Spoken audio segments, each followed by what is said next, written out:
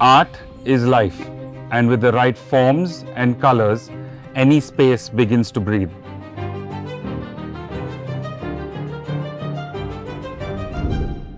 Hi, I'm Akash Mehta Hi, I'm Poonam Mehta, from Poonam Akash. formerly known as AMPM Designs.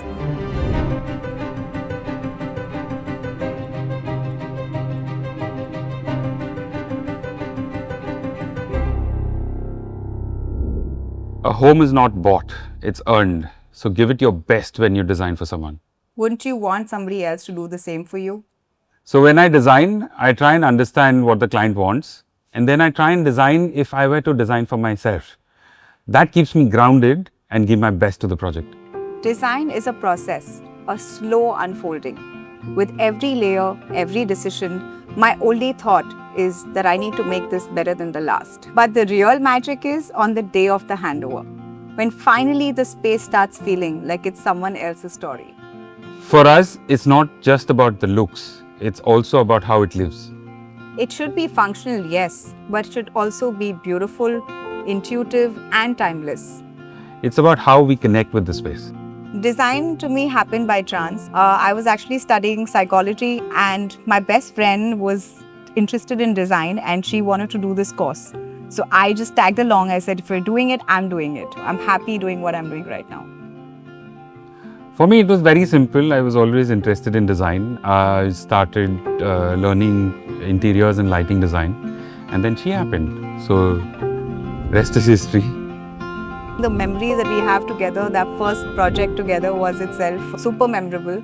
We did the project, lot of sort of understanding and Teething adjustments issues. between the two of us also to sort of get this whole project, and that itself was very special. And the first project got its first feature, I think in the Society Interiors magazine and Times, and that's when we felt that okay, I think we're doing something right. It's just that we started following it and we started falling in love with it. Till today feels extremely tireless. I'm not tired of doing even one day of my work. I think just the connection that one feels emotionally to space has been always something that I've been curious about. I think we've been trying our best to just constantly work with how the space can evoke the emotion that we're trying to create for it. The biggest challenges or lessons that we've learned from our early days was people take us for granted. I'll sign you for a part of my home and then they make us do everything and beyond. Initially it felt okay that we're helping them out, and then you start feeling कुछ ज़्यादा use कर रहा है, they're taking you for granted, that respect is gone. Always charge for your work because then you'll be respected. So when we actually started thought about design or anything, before that the story was we were both from Chennai. Moved to Pune, that itself my dad was upset, he thought I was joking. His father was angry when we shifted to Pune. My father was upset when I chose design itself. And I think the fact that today everything is good, we've moved, we've done something, and I think we've made our parents happy now. Some of the biggest milestones for us was signing our biggest project. Before that, we were doing smaller homes, smaller apartments. This was a chance to meet the client who had already awarded the project to a bigger designer. We gave it our shot. We didn't want to give it up.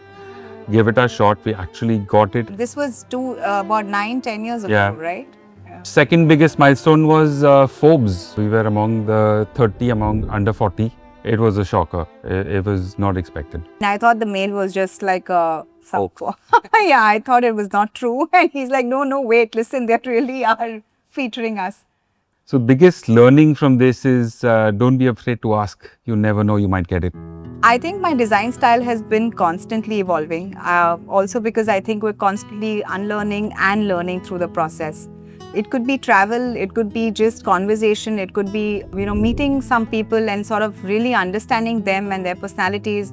All of this sort of just drives the way I sort of see design. Lately, we're doing a lot of projects that are in Calcutta, in Raipur. We're doing projects that are different cities. So when we go travel and see that culture and see what's happening there, that also sort of changes the way we see design.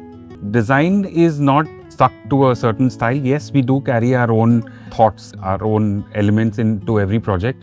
But design predominantly is a flavor that the client brings from their end. At the end of the day, we're designing for them.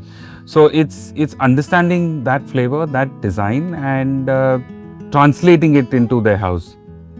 Yeah, we pretty much talk like chefs when we're designing the house. There's flavor, there's spice. I believe there are like a handful of materials. There is marble, there is mirror, there is glass, there is stone, there is also, of course, wood and etc. But the techniques that are there to sort of finish these materials and use them in different textures, that to me is very exciting. And we try using the same materials or the materials that are more timeless, so that at least the vision that we have for it to be for the next 15, 30, 40 years, the material needs to stand true to that. I love to experiment with something new, but I'm very, very careful in using new materials because I don't know how it'll last. But the classic materials like your marble, your veneer, your metal never go out of style. And how you use it, how you finish it, how you end it really matters. Art is very personal. For me, art brings life, color into any space. It gives character and color to a space. Art for me is a room full of good friends, best of art all over, and maybe some great wine. That for me is art. I would say furniture is also art. There is comfort and there is functionality. And the other hand, I feel each piece can actually have a story. So when designing, we predominantly see the space as a whole, then bring in the furniture. So it has to be a balance. It has to be a balance between what is happening on the walls, on the ceiling and the furniture. So if everything else is playing down, then the furniture kind of stands out. Then furniture plays as an art. Otherwise, it's just too much put into little space. When looking at antique furniture, I feel every piece has a story, has a person behind it, who's carved it, who's taken months to make that piece and given his best to get there. So at the end of the day, it's a piece that talks for itself. You don't have to put anything along with it.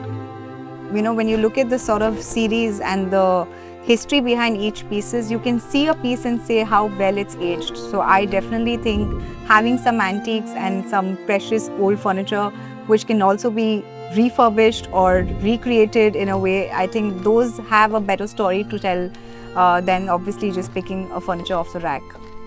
At the end of the day, if you want to marry old school charm to modern design, it's all about details. It's how you end, how you finish, what materials you use. So that's what I feel.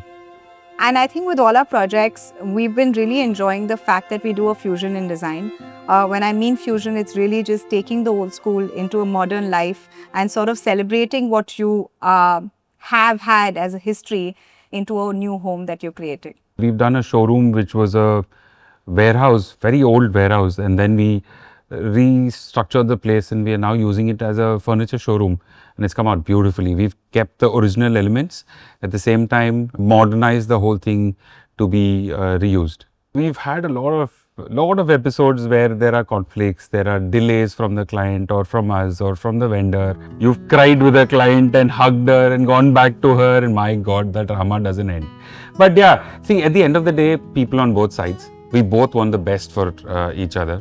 Somewhere it doesn't align, and you just have to talk it out. The project that didn't align, it was not that it didn't align, we just got overly personal.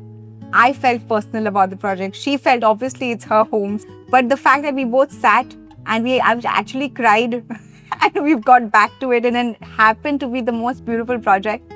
I mean, it just means that there is so much emotional involvement that one can get into. I remember he saying, what is the big deal? And I said, no, it's the biggest deal. I couldn't sleep. I've had 2 sleepless nights when he said, you know what, go and have this conversation with her and sort it all out.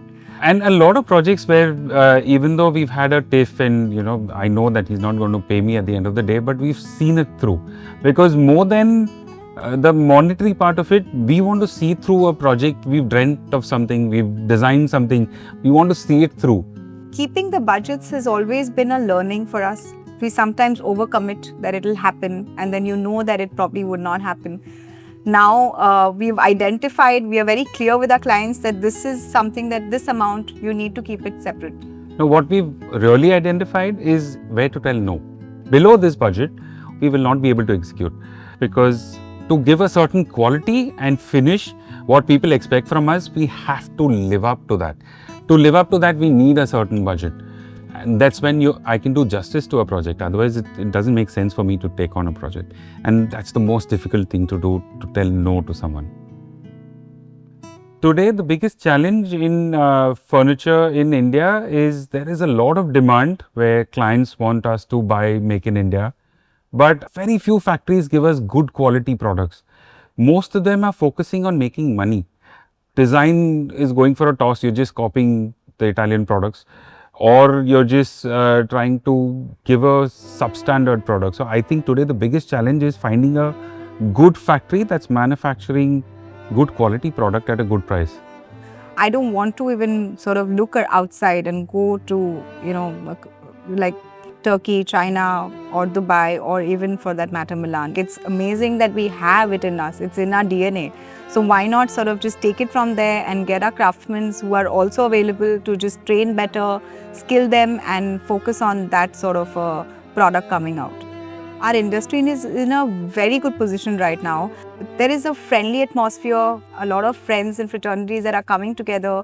We get together and plan events. We actually take help from each other, and eventually we are all, in the same competition. The fact that we are all there for each other, I think it's a great space to be right now.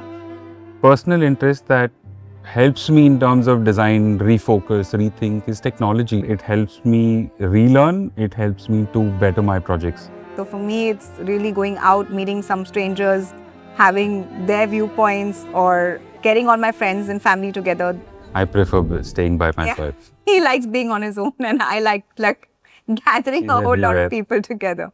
When we talk about what is trending, we're already just saying what is in present. We're not talking about something that's been through the past and it's going to happen in the future.